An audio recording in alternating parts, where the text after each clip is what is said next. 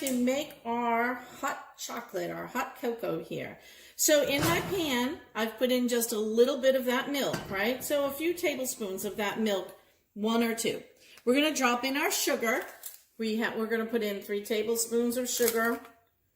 I know some of you are cringing right now. We could try 2. Let's try 2 and see if we like it and see if that is enough.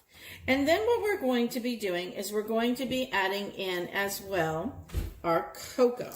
And so we're going to be adding in a couple of 2 to 3 tablespoons or teaspoons, excuse me, of cocoa. So let's put in our, let's do 3. I like it nice and chocolatey.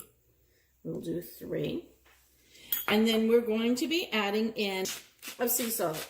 To me, that's about a pinch. That's more than enough.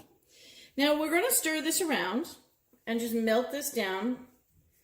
We want the sugar to melt. We don't want the milk to boil. We just want this all to melt and turn into a nice, see how that's turning into like a really nice syrup. And that's what we're looking for. And now I'm going to start to slowly add in my milk. We're just going to mix it in slow. There we go. Nice. And now we're going to add in our vanilla as well. And we are using about a 1/4 teaspoon of vanilla. And I'm just going to give this a little tasty just to see. Oh, and that's plenty of chocolate. So I think this is good.